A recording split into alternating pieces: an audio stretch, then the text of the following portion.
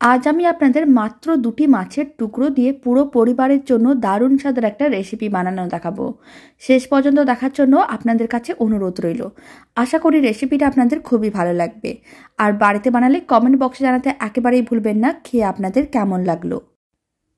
নমস্কার, আমি রুমি। আপনাদের সবাইকে আবারও একটা দারুণ স্বাদের রেসিপিতে স্বাগত। রেসিপিটি বানানোর জন্য প্রথমে আমি দুটো মাছের টুকরো নিয়েছি। আর মাছের টুকরো দুটো ভালো করে জল দিয়ে ধোয়া আছে, আর লবণ ও হলুদও মেশানো ছিল। আপনারা চাইলে লবণ ও হলুদটা মেশাতেও পারেন বা নাও মেশাতে পারেন। এবার কড়াইতে কিছুটা পরিমাণ জল নিয়েছি। জলটা খুব ভালো করে গরম করে নিতে হবে। যখন জলটা খুব ভালো করে গরম করা হয়ে যাবে তখন এরকম একটা ছিদ্রযুক্ত পাত্র রেখে দিতে হবে। আর তার উপরে যে দুটো মাছের টুকরো আমি রেখেছি সেই দুটো মাছের টুকরো রেখে দিতে হবে। ফ্লেমটা মিডিয়ামেই রেখেছি। কড়াই ঢাকনাটা বন্ধ করে দিয়েছি। তারপরে মিডিয়াম ফ্লেমে 10 মিনিটের মতন রান্না করে নিচ্ছি। এতে মাছের টুকরোগুলো ভালো করে সেদ্ধ হয়ে যাবে। আর এই রেসিপিটি বানানোর জন্য খুব বেশি উপকরণ বা খুব বেশি সময়ের প্রয়োজন পড়বে না। মাত্র দুটি মাছের টুকরো দিয়ে পুরো পরিবারের জন্য রেসিপিটা বানানো যায়, আর খেতেও ভীষণ ভালো হয়। ছোট থেকে বড় যে কেউ খুবই পছন্দ করবে। 10 মিনিট মিডিয়াম ফ্লেমে রান্না করে নিয়েছিলাম। মাছের টুকরো দুটো খুব ভালো করে সেদ্ধ হয়ে গেছে। এখন আমি আপনাদের একটু চেক করে দেখিয়ে দিলাম। এরকম একটা কাঁটা চামচ নিয়ে চেক করে নিতে হবে। যখন মাছের টুকরোগুলো ভালো করে সেদ্ধ হয়ে যাবে তখন একটা প্লেটের মধ্যে তুলে নিতে হবে। আর মাছের টুকরোগুলোকে একটুক্ষণ রেখে দিতে হবে যাতে একটু ঠান্ডা হয়ে যায়। প্রায় 5 মিনিট রেখে দিয়েছিলাম। মাছের টুকরোগুলো ঠান্ডা হয়ে গেছে। এবার কাঁটা চামচটা নিয়ে এইভাবে একটু মাছের টুকরোগুলোকে আলাদা করে নিতে হবে, মানে কাঁটাটা আলাদা করে নিতে হবে। একইভাবে দুটো মাছের টুকরোকেই এইভাবে একটু আলাদা করে নিয়েছিলাম। এবার কাঁটাগুলোকে বেছে নিতে হবে। এখন এইভাবে একটু মাছের টুকরোটা, মানে যে কাঁটাটা একটু বেশি মনে হচ্ছে, তুলে নিতে হবে। তারপরে সাইডের মাছগুলোকে আলাদা করে নিতে হবে আর কাঁটাগুলোকে আলাদা করে নিতে হবে। প্রথমে বড় কাঁটাগুলো বেছে নিলাম, তারপরে ছোট কাঁটাগুলোকেও বেছে নিতে হবে। মানে মাছটাকে একটু প্রেস করে করে দেখে নিতে হবে ছোট কাঁটাগুলো আছে কিনা। ছোট কাঁটাগুলোকে এইভাবে একটু প্রেস করে করে দেখে নিতে হবে। আর এইভাবে মাছের ছালটাকে আপনারা ফেলেও দিতে পারেন, আর না হলে ছুরি বা কাঁচির সাহায্যে ছোটো ছোটো টুকরো করেও নিয়ে নিতে পারেন। এবার আমি মাছের কাঁটাগুলোকে বেছে নিচ্ছি, মানে ছোটো যে কাঁটাগুলো তার জন্য এইভাবে অল্প অল্প মাছের টুকরো নিতে হবে আর প্রেস করে দেখতে হবে কাঁটাগুলো আছে কিনা।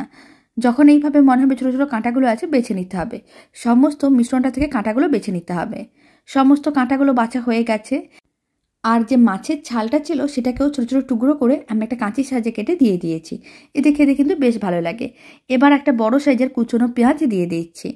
আর আমি দিয়ে দিচ্ছি কিছুটা পরিমাণ কুচনো ধনেপাতা। ধনেপাতা পছন্দ হলে দেবেন, না হলে নাও দিতে পারেন। তবে এই রেসিপিটায় কুচনো ধনেপাতা দিলে খেতে কিন্তু অনেক বেশি ভালো লাগে। আর আমি দিয়ে দিচ্ছি চা চামচের হাফ চামচ আদা রসুন বাটা। অল্প একটু আদা রসুন বাটা দিতে হবে, এতে স্বাদ ও গন্ধ দুটোই খুবই ভালো আসবে। এবার আমি দিয়ে দিচ্ছি স্বাদ অনুযায়ী লবণ। মাছটাতে আগে থেকে লবণ মাখানো ছিল, তাই আমি চা চামচের হাফ চামচের মতন লবণ দিলাম। আর সামান্য পরিমাণ হলুদ গুঁড়ো চা চামচের 4/1 লঙ্কার গুঁড়ো দিয়ে দিচ্ছি চা চামচের 4/1। আপনারা চাইলে কুচনো কাঁচা লঙ্কাও দিতে পারেন। আর আমি সামান্য পরিমাণ গরম মশলার গুঁড়ো দিয়ে দিলাম। এবার আমি এর মধ্যে দিয়ে দিচ্ছি কিছুটা পরিমাণ চিনি।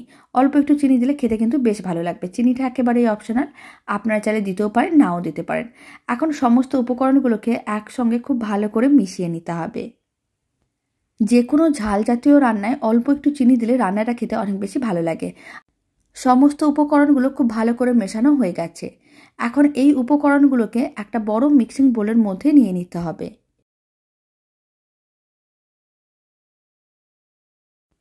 এবার আমি মিক্সিং বোলের মধ্যে দিয়ে দিচ্ছি 100 গ্রাম বেসন। বেসনটা খুব বেশি দেওয়ার দরকার নেই, যেহেতু দুটো টুকরো মাছ নিয়েছিলাম তাই আমি 100 গ্রাম বেসন দিয়েছি। বেসনটা প্রথমে এভাবে শুকনো করে মিশিয়ে নিতে হবে। যখন শুকনো করে মেশানো হয়ে যাবে তখন অল্প অল্প জল দিতে হবে আর একটা ঘন মিশ্রণ রেডি করে নিতে হবে। এখানে মিশ্রণটা খুব বেশি নরম বা মিডিয়াম রাখা যাবে না, একটু ঘন করে বানাতে হবে। তাহলে খেতে কিন্তু বেশ ভালো লাগবে আর বানাতেও অনেক সুবিধা হবে। এখানে আমি রুম টেম্পারেচারে জল ব্যবহার করেছি, কোনো রকম ঠান্ডা বা গরম জল দিইনি। অল্প অল্প জল দিতে হবে আর একটা ঘন মিশ্রণ রেডি করতে হবে। অল্প অল্প জল দিয়ে এরকম একটা ঘন মিশ্রণ রেডি করে নিয়েছিলাম। এখন 1 চিমটের মতন দিয়ে দিলাম বেকিং সোডা। বেকিং সোডাটাও খুব ভালো করে মিশিয়ে নিতে হবে, এতে বেশ মুচমুচে হবে আর খেতেও ভালো লাগবে। বেকিং সোডাটাও খুব ভালো করে মেশানো হয়ে গেছে। মিশ্রণটা কিন্তু একেবারেই রেডি। আর আপনারা দেখুন মিশ্রণটা ঠিক এরকমই ঘন করে বানাতে হবে। এবার এইগুলোকে ভেজে নেব। তার জন্য কড়াইতে তেল গরম করে নিয়েছিলাম। এইভাবে অল্প অল্প ছোটো ছোটো টুকরো করে গরম তেলের মধ্যে দিয়ে দিতে হবে। ফ্লেমটা মিডিয়ামেই আছে। মিডিয়াম ফ্লেমে উল্টে পাল্টে মাছের এই পপকর্নগুলোকে ভেজে নিতে হবে। এতে ওপর ও ভেতর খুবই সুন্দরভাবে ভাজা হবে। যদি ফ্লেমটা হাইতে থাকে তাহলে ওপরগুলো কিন্তু অনেক তাড়াতাড়ি লাল হয়ে যাবে, কিন্তু ভেতরটা কাঁচা থেকে যাবে। তাই মিডিয়াম ফ্লেমে মাছের এই পপকর্নগুলোকে উল্টে পাল্টে বেশ লাল লাল করে ভেজে নিতে হবে। এতে মাছের এই পপকর্নগুলো দেখতে যত না সুন্দর হবে, খেতে তার থেকেও অনেক বেশি ভালো হবে।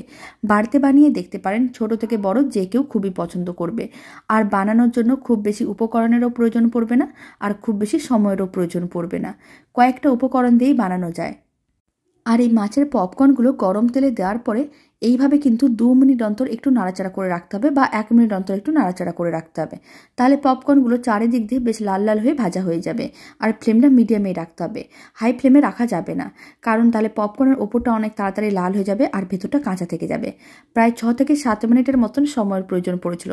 পপকর্নগুলোকে উল্টে পাল্টে বেশ লাল লাল করে ভেজে নিয়েছিলাম। এবার তুলে একটা প্লেটের মধ্যে সার্ভ করে দিচ্ছি।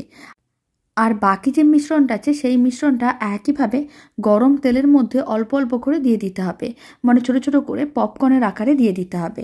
তারপরে উল্টে পাল্টে মিডিয়াম ফ্লেমে বেশ লাল লাল করে ভেজে নিতে হবে। তাহলেই দারুণ স্বাদের মাছের পপকর্নগুলো একেবারেই রেডি হয়ে যাবে। শীতকালে বা যে কোনো দিন আপনারা সন্ধ্যার সময় বানিয়ে দেখতে পারেন।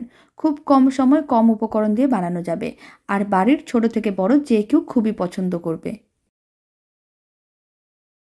এবার আমি আপনাদের 4 মিনিট পরে দেখাচ্ছি। আপনারা দেখুন পপকর্নগুলোর কালার কিন্তু অনেকটাই চেঞ্জ হয়ে গেছে। এইভাবে আরও 2-3 মিনিটের মতন পপকর্নগুলোকে ভেজে নিতে হবে। এতে পপকর্নের কালারগুলো আরও বেশ লাল লাল হয়ে যাবে আর বেশ মুচমুচে হয়ে যাবে। সন্ধ্যার সময় চা বা কফির সঙ্গে হোক বা টিফিনে, আর না হলে আপনারা ডাল ভাতের সঙ্গেও রেসিপিটা বাড়িতে বানিয়ে দেখতে পারেন, খেতে কিন্তু বেশ ভালো হয়। সমস্ত মাছের পপকর্নগুলো ভাজা হয়ে গেছে। এবার একটা প্লেটের মধ্যে সার্ভ করে নিয়েছি। আর এই মাছের পপকর্নের রেসিপিটা শেষ পর্যন্ত দেখার জন্য অসংখ্য ধন্যবাদ।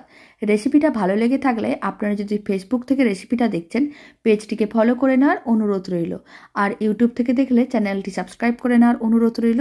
পাশে থাকা বেল আইকনটি প্রেস করে নেবেন নতুন রেসিপির আপডেট সবার আগে পাওয়ার জন্য। এখন আমি আপনাদের পপকর্নগুলো ভেঙেও দেখিয়ে দিচ্ছি।